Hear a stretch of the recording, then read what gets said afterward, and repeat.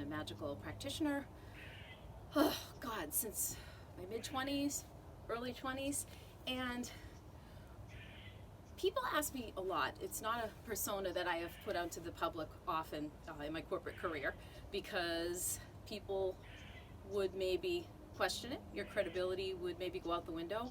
But it's become very fashionable these days to be open about your practicing. And I started noticing when I was younger my attraction to the outside world. I loved animals. I loved plants. I loved helping my parents grow things in the garden. I loved saving animals. So I just had a really huge affinity and attraction for nature. And as I started to approach my early 20s, maybe 24, 25, I found that the Catholic religion just wasn't doing it for me. That's how I was raised. So Wicca spoke to me. I started reading a ton of books. So I just wanted to talk about the fundamentals of magic with you today, and Wicca and paganism. So when I first started out, I read tons of books because I was really thirsty for knowledge. So these days we get information at the touch of our fingertips, right? So I'm a huge advocate for making my life easy. If I want to find a restaurant, boom, Google it. If I need to get a plumber, boom, go on Nextdoor. If I need to find the best place where I can find in-season fruits and vegetables, boom, where's the nearest farmer's market?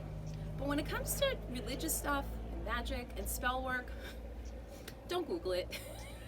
So in my experience, I learned so much from all the practitioners and the Wiccans and the pagans that came before me. So one of my favorite books, there's 3 Bibles. Okay, first of all, before you do anything, I want you to pick up an issue of Llewellyn's Magical Almanac.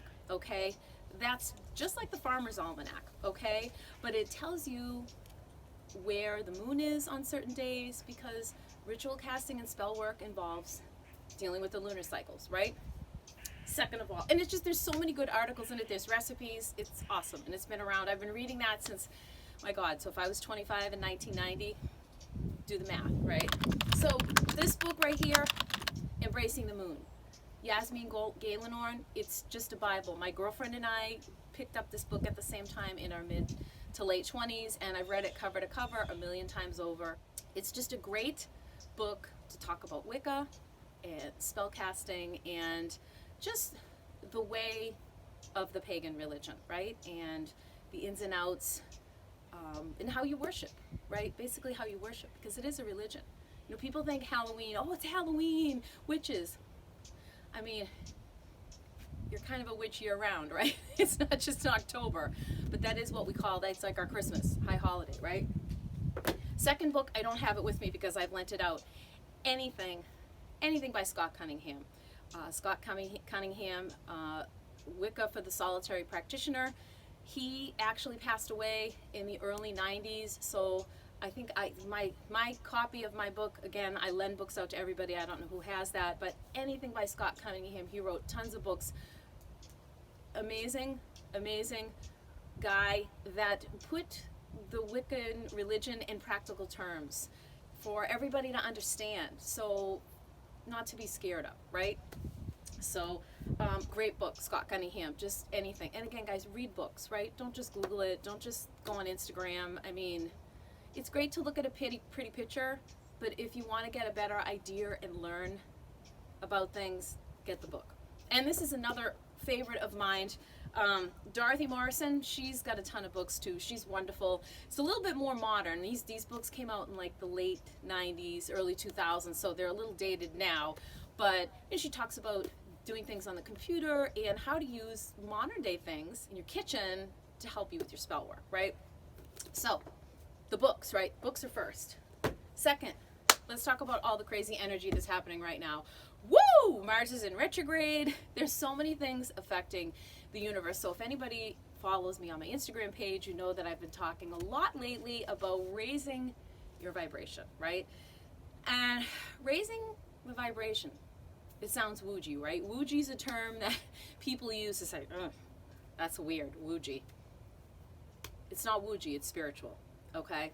So raising your vibration literally means to raise the way you feel, to rise above the things that are below, correct? So arguing, fighting, combativeness, negativity, those are all things that really resonate at a low level. So when you're dealing with people that want to have those type of interactions with you, they're resonating at a low vibrational rate. Now, when you get around someone, I know all of you have been this. You've been at a party, you've been somewhere, and you go, oh, I just really like that person. They just feel so good. It's because they vibrate high. Human beings are generally attracted to other human beings that vibrate high. And I'll tell you, the things that help you to vibrate higher is a connection to nature, okay? So cleansing your body, right?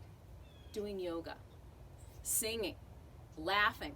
How good does it feel if you've ever been to a comedy show and the entire room is laughing, right? You've had that vibe, right? It feels light. It feels light. And that's what raising your vibration is. So that's what we really have to do this entire month, right? Is raise our vibration. So make sure you get outside. Make sure you do some deep breathing, right? And it's for 5 minutes, 10 minutes, maybe you do it at night. Really try to listen to some good music that puts you in a good place.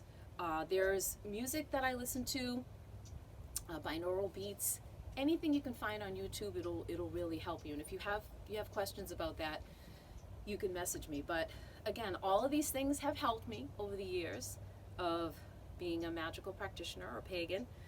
And the other thing that will really, really, truly help you raise your vibration is working with crystals. Oh, here she goes, crystal hippie talk, right? They're real, guys, right? So if I'm going to recommend any type of a crystal for you in your magical work, is a beautiful pink quartz, right? This was gifted to me by my very, very close good friend, Gail. I love you, Gail. And I always think of you when I use my pink crystal. She went on a trip to buy some things for the studio that I used to work at. And she said, oh, didn't you say you needed a pink quartz? I'm like, oh yeah, just pick me up a small one. And she dumps this. I'm like, oh my God, it's giant. And she said, that's for your big heart. So pink quartz is really about self-love, right? So a lot of people will ask me, one of the biggest questions I get asked when I'm doing readings or when I'm doing tarot cards is like, who's my soulmate? Your soulmate is you, first of all. Second of all, pink quartz will really attract love. But I like pink quartz because it raises your vibration, okay? I've mentioned on my Instagram lately to place a pink quartz at night while you're at rest over your heart chakra, right? Because that's gonna help cleanse the vibrations that are coming from the outside. It's gonna cleanse what you're sending out too. It's gonna put you in a better place to love yourself, right? Again, we're talking about raising our vibration, feeling better, and staying away from the lower vibrating activities, guys, like, drinking till you can't see, drugs, things like that. But getting outside, literally putting your hands on the earth, hiking, breathing in that. I mean, this is the best time of year. We've had such a good stretch of weather, right? So being outside, and yoga can really change your life. As most of you know, that's the reason I became a teacher almost 14, 15 years ago. It had a huge impact on my health, my spirituality, and just raising it up to the next level for me. So pink quartz, hugely helpful in raising your vibration. So buy one of these. So that's it. Stay tuned. Every Monday, I'll be giving you a little bit of insight again into the magical world of Wicca and paganism. And like I always say, let's make witchcraft great again. Okay? Thanks, guys. I'll see you soon. Happy October. You're a good boy.